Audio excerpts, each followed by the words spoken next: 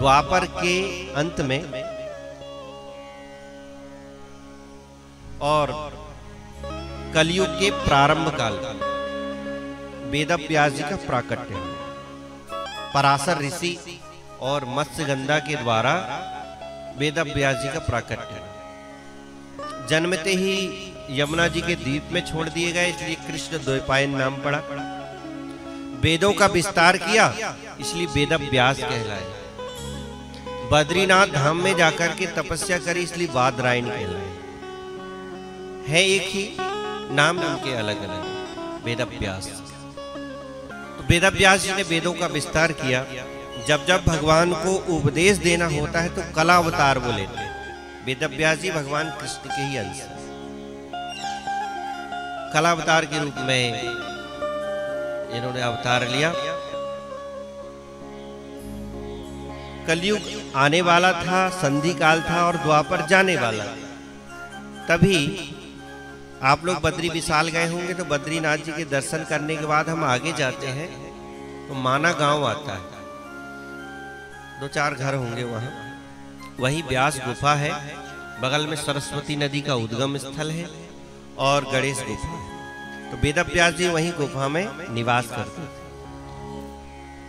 और वेदव्यास जी की जो गुफा है, जैसे भागवत की पोथी होती है वैसे ही पहाड़ पोथी बन गए वहां। सिर्फ वहीं के पहाड़ ऐसे लगते थे भागवत जी रखी हो, भागवत की पोथी रखी हो। व्यास पोथी के नाम से वो स्थान प्रसिद्ध है। तो सरस्वती नदी के तट पर संध्या वंदन कर रहे थे, तभी भविष्य देखा कि भूत भविष्य वर्तमान सब जानते थे। घोर कलयुग आएगा, कलयुग में प्राणियों का कल्याण कैसे हो ये चिंता हुई। तो एक वेद था, उसके 4 भाग कर दिए, ऋग्वेद, यजुर्वेद, सामवेद, अथर्ववेद। पर फिर भी भाई कलयुग में वेदों को तो लोग दर्शन भी नहीं कर पाएंगे। उपनिषद लिखे, उपनिषदों का आश्रय मिलेगा, तो उपनिषद भी नष्ट हो गए। तब पुराणों की रचना करने लगे, तो 17 पुराण लिख डाले करके। महाभारत लिख दी, महाभारत में 1 लाख श्लोक लिख दिए। कहते हैं जो महाभारत में है वो सब जगह है, जो महाभारत में नहीं कहीं भी नहीं। हर बात की चर्चा, हर बात का ज्ञान महाभारत में है। तब भी वेदव्यास जी को शांति नहीं मिली, बड़े बेचैन थे। तभी इनके कानों में एक ध्वनि सुनाई, श्रीमन नारायण नारायण नारायण नारायण। जैसे ये ध्वनि सुनाई दी तो देखा सामने नारद जी प्रकट हो गए। तो पूजयामास विधिवत नारदम सुर पूजितम।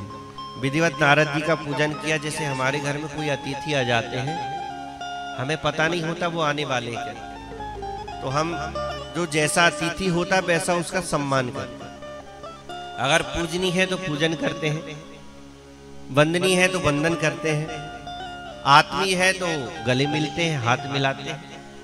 तो जो जैसा अतिथि आता है वैसा हम उनका सत्कार करते। आसन दिया, बैठाया, पैर धोए, चरणों रख लिया। आज कैसे अचानक? बस याद आ गई आपकी, आपका भजन पूजन सही चल रहा है? हाँ नारद जी सब बढ़िया चल रहा है, लेकिन चिंता बहुत रहती है। क्यों? कलयुग आने वाला है ना। कलयुग में प्राणियों का कल्याण कैसे होगा, उनको सही मार्ग कैसे मिलेगा, वो चिंता मुझे। तो आपने तो वेदों का विस्तार किया, पुराण लिख डाले, तब भी मेरे मन को शांति नहीं है, तो इनको पढ़ करके औरों को शांति कैसे होगी जब तक मुझे संतुष्टि ना हो। आप ही बताइए ऐसा क्यों हो रहा है?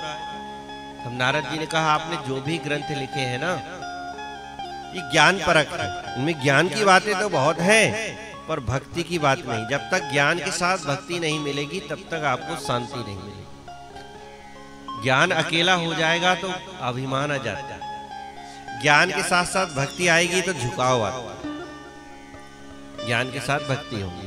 तो कोई भक्ति परक ग्रंथ लिखो जिसके पढ़ने सुनने से प्रेम हो जाए, भक्ति हो जाए। भगवान वाणी का वैभव नहीं देखते, भगवान भाव देखते।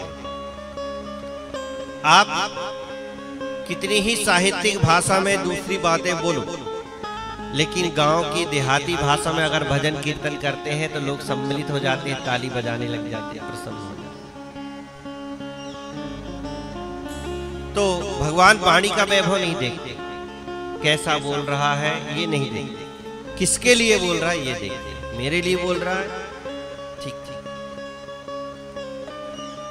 तो आप भक्ति परक ग्रंथ लिखिए।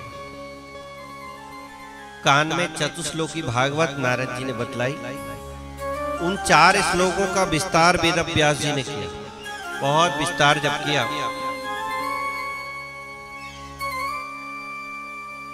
18,000 श्लोकों का चिंतन कर लिया। गणेश जी को बुलाया, गणेश जी लिखते जाते थे और वेद व्यास जी बोलते जाते। 12 स्कंद, 335 अध्याय, 18,000 श्लोक की संहिता तैयार हुई।